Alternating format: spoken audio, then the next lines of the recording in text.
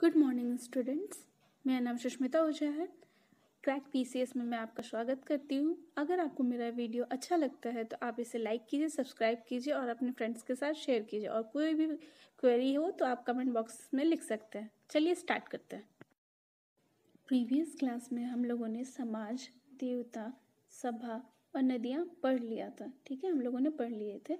अब चलिए आगे बढ़ते हैं। आज हम लोग उत्तर वैदिक काल भी पढ़ेंगे, लेकिन उससे पहले वैदिक काल का कुछ बचा हुआ है वो हम लोग पढ़ लेते हैं। ठीक है, वैदिक काल में टैक्स को बलि कहा जाता था, जबकि देवताओं को खुश करने के लिए पशु बलि दी जाती थी। इस वक्त 4 प्रकार के मतलब मृतभांड होते थे। मतलब इस समय घड़ा, मनका या मृतभांड जो भी आप कह लीजिए, वो 4 प्रकार के हुआ करते थे। सबसे पहले आता था धूसर मृतभांड, जो कि सर्वाधिक सबसे ज़्यादा प्रचलन में था। दूसरा था काला मृतभांड, जो कि काला कलर का होता था। लाल मृतभांड, जो कि लाल कलर का होता था। मिश्रित मृतभांड, जो कि लाल एवं काला दोनों कलर का होता था। धूसर मृतभांड के मतलब धूसर मृतभांड में चित्र बने होते थे। चित्रित धूसर मृतभांड जिसे कहा गया था, और ये सबसे ज़्यादा प्रचलन में था। ठीक है, अगर आपसे पूछा जाएगा सबसे ज़्यादा प्रचलन में कौन सा मृतभांड था वैदिक सभ्यता में या वैदिक काल में, तो चित्रित धूसर मृतभांड। और अगर ऑप्शन में धूसर मृतभांड था तो धूसर मृतभांड। ठीक है, चलिए अब यज्ञ देख लेते हैं। यज्ञ 3 प्रकार के हुआ करते थे: अश्वमेध यज्ञ, वाजपेयी यज्ञ और राजसेयी यज्ञ। अश्वमेध यज्ञ, इसमें घोड़े को यज्ञ करने कर छोड़ दिया जाता था। जहाँ तक घोड़ा जाता था वहां तक का क्षेत्र राजा ले लेता था। घोड़ा को रोकने वाले व्यक्ति से राजा को युद्ध करना होता था। वाजपेयी यज्ञ, इसमें होता था कि राजा अपना जो मतलब शक्ति प्रदर्शन करता था। यहाँ राजा के शक्ति प्रदर्शन के लिए किया जाता था ये यज्ञ। इसमें ये क्या कहते हैं, रथों की रेस भी मतलब रेस भी हुआ करती थी। ठीक है, राजसेयी यज्ञ, राज्याभिषेक के समय किया जाने वाला यज्ञ राजसेयी यज्ञ कहलाता था। ठीक है, चलिए दर्शन देख लेते हैं। दर्शन यानी कि 6 तरीके के दर्शन पे पुस्तकें लिखी गई हैं। किन्होंने लिखी है और वो किताब के नाम क्या है वो देख लेते हैं। सबसे पहले आता है सांख्य दर्शन। ठीक है, और इसको किसने लिखा है तो कपिल ने लिखा है। न्याय दर्शन, जिसको गौतम ने लिखा है। योग दर्शन, जिसको पतंजलि ने लिखा है, जो कि आप लोग जानते ही होंगे। उसके बाद आता है वैशेषिक दर्शन, जिसको कनाड ने लिखा है। 2 तरीके के मीमांस हैं। ठीक है, दर्शन में तो पहले आते हैं उत्तर मीमांस, जिसको वादरायण ने लिखा है, और दूसरा है पूर्वी मीमांस, जिसको जैमिनी ने लिखा है। इसमें देखिए गौतम महाबुद्ध जो थे, ठीक है, गौतम बुद्ध जो थे कि अधिकतर उपदेश जो है वो सांख्य दर्शन से लिए गए हैं। ये इंपॉर्टेंट बात है, याद रखिएगा। ठीक है, चलिए अब हम लोग उत्तर वैदिक काल में प्रवेश करते हैं। उत्तर वैदिक काल में जब अतिरंजी खेड़ा में लोहे की खोज हुई, तब उत्तर वैदिक काल की अर्थव्यवस्था पशुपालन के स्थान पर कृषि पर आधारित हो गई, और धीरे धीरे ये ग्रामीण सभ्यता से नगरीय सभ्यता की तरह मतलब अग्रसर होने लगे। ठीक है, चलिए आगे बढ़ते हैं।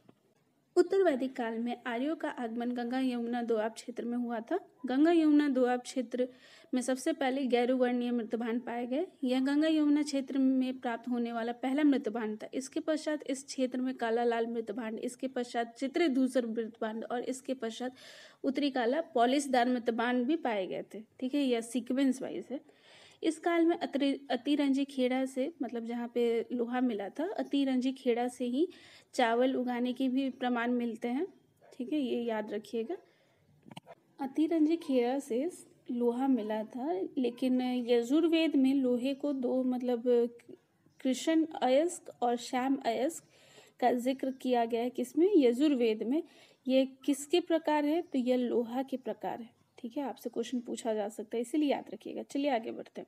सतवर ब्राह्मण के अनुसार राजा का पद अनुवांशिक हो गया था, मतलब वंशानुगत हो गया था। बीबी लाल के अनुसार महाभारत का युद्ध 900 ईसा पूर्व में हुआ था। अथर्ववेद में राजा का निर्वाचन का उल्लेख मिलता है। अगर पूछा जाएगा कि राजा का निर्वाचन का उल्लेख किस में मिलता है तो अथर्ववेद में मिलता है। उत्तर वैदिक काल में विदत का शब्द का उल्लेख नहीं मिलता है। सभा को अथर्ववेद में नरिष्ठा कहा गया है।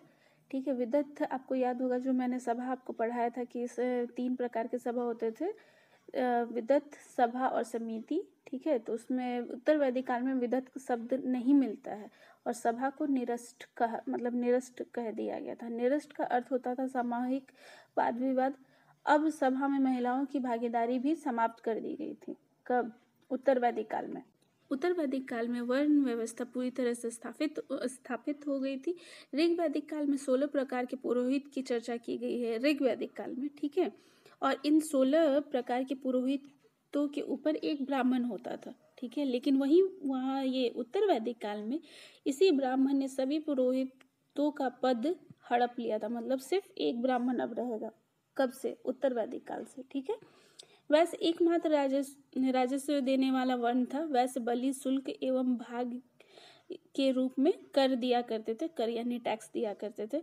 ब्राह्मण, क्षत्रिय और वैसे तीनों द्विज में आते थे। द्विज का अर्थ होता है जिसकी 2 बार जन्म हो, मतलब जिसका 2 बार जन्म हो, एक गर्भ में और दूसरा उपनयन संस्कार के दौरान, ठीक है।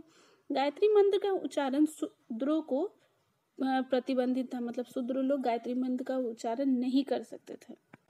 उत्तर वैदिक काल में परिवार स्तर पर कुल शब्द का उल्लेख मिलता है, जो कि ऋग वैदिक काल में नहीं था। यानी कुल शब्द का उल्लेख कहाँ से मिलता है? उत्तर वैदिक काल से, ठीक है। उत्तर वैदिक काल में महिलाओं की स्थिति में गिरावट आई। ऐत्रेय ब्राह्मण में पुत्री को सभी दुखों का स्रोत कहा गया है। किसमें कहा गया है? ऐत्रेय ब्राह्मण में कहा गया है। ऐत्रेय किसका ब्राह्मण ग्रंथ है? ऋग्वेद का, याद रखिएगा, ठीक है। आगे चलिए बढ़ते हैं।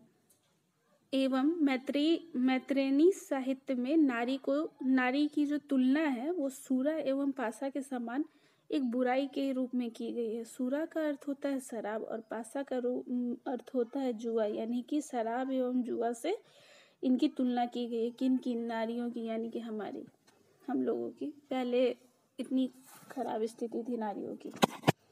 चलिए आगे बढ़ते हैं। लेकिन इसी काल में गार्गी एवं मैत्रेय जैसी विदुषी महिलाओं का भी जिक्र मिलता है, ठीक है, मतलब उल्लेख मिलता है। विदुषी का अर्थ होता है विद्वान।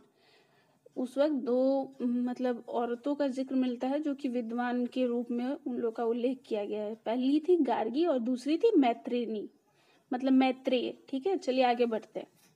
उत्तर वैदिक काल में गोत्र व्यवस्था स्थापित हो चुकी थी और इस प्रकार एक गोत्र में से बाहर विवाह करने की परंपरा चल पड़ी थी। मतलब एक गोत्र में विवाह नहीं होता था, जो कि अभी भी होता है।